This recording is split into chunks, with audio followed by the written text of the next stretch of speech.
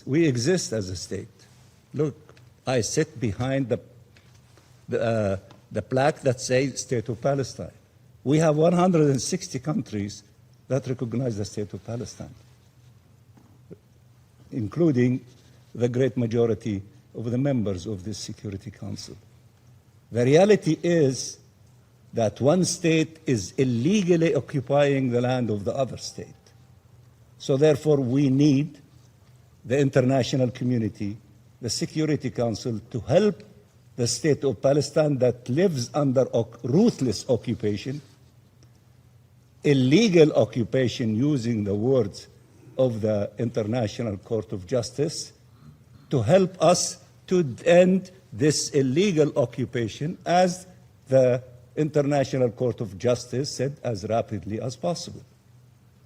Of course, we appreciate all efforts to make this occupation less vicious, if there is such thing as that, in the process and in the way and the path of ending this illegal occupation. That is the main objective, ending this illegal occupation, not to make it a nicer occupation.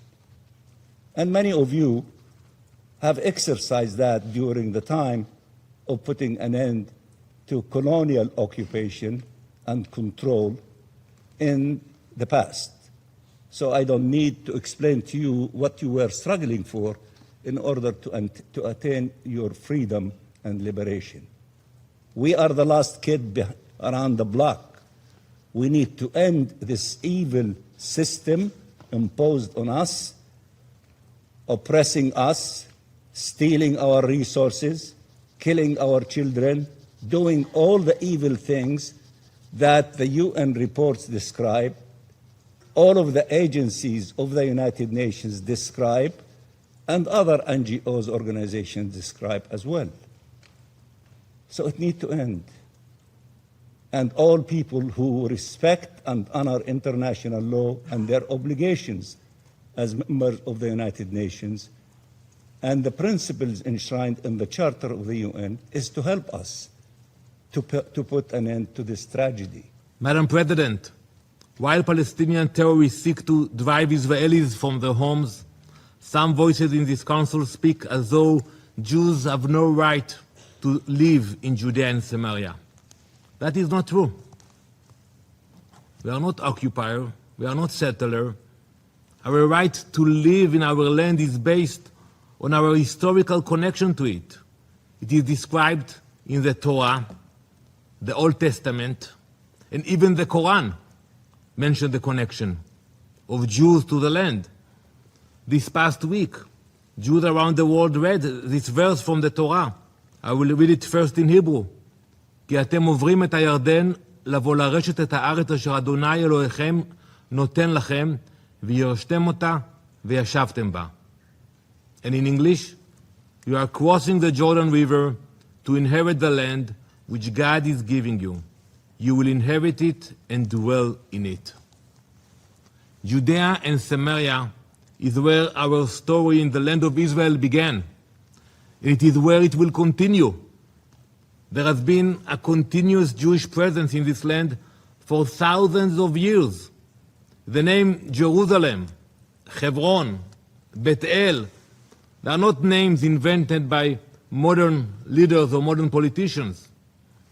They are part of the DNA of the Jewish people. And this history was recognized by the international community.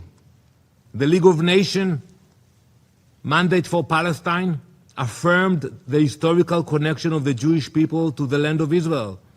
It called for the founding of a Jewish national home there. The international legal framework established after World War I confirmed that historical connection. That framework included Judea and Samaria. Our history is not a political slogan. It is part of our historical and international record.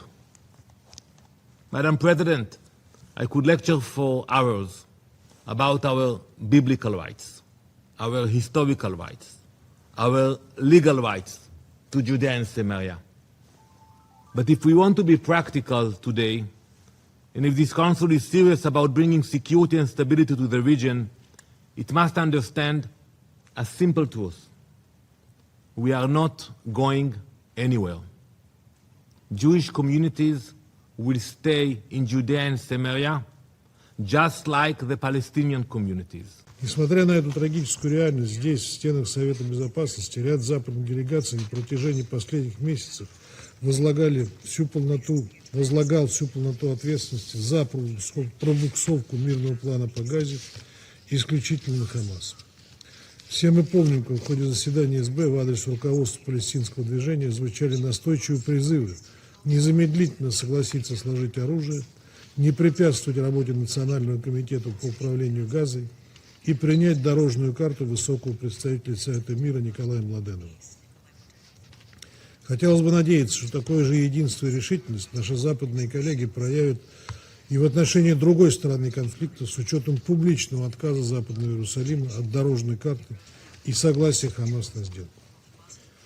Госпожа председатель, неоднократно отмечали, что успех любой мирной инициативы по БВУ будет измеряться достижением главной цели – созданием единого, независимого и непрерывного государства Палестина на Сбрии и в Газе со столицей в Восточном Иерусалиме. Созданием государства, сосуществующим в мире безопасности с Израилем. As the United States has said many times, we strongly condemn violence by any party in the West Bank. The United States appreciates the Israeli government's condemnation of and the increased actions to counter violence in the West Bank. Israel has taken specific steps, such as increasing law enforcement actions, to boosting the IDF presence, and to allocating significant financial resources to counter violence. The United States will continue to work constructively to increase security, reduce tensions, and enhance stability that is beneficial for both Israelis and Palestinians alike. President Trump's 20-point plan to end the Gaza conflict makes clear that the PA must verifiably complete a slate of reforms. If you like this video, then like, share, and subscribe to Mirror Now.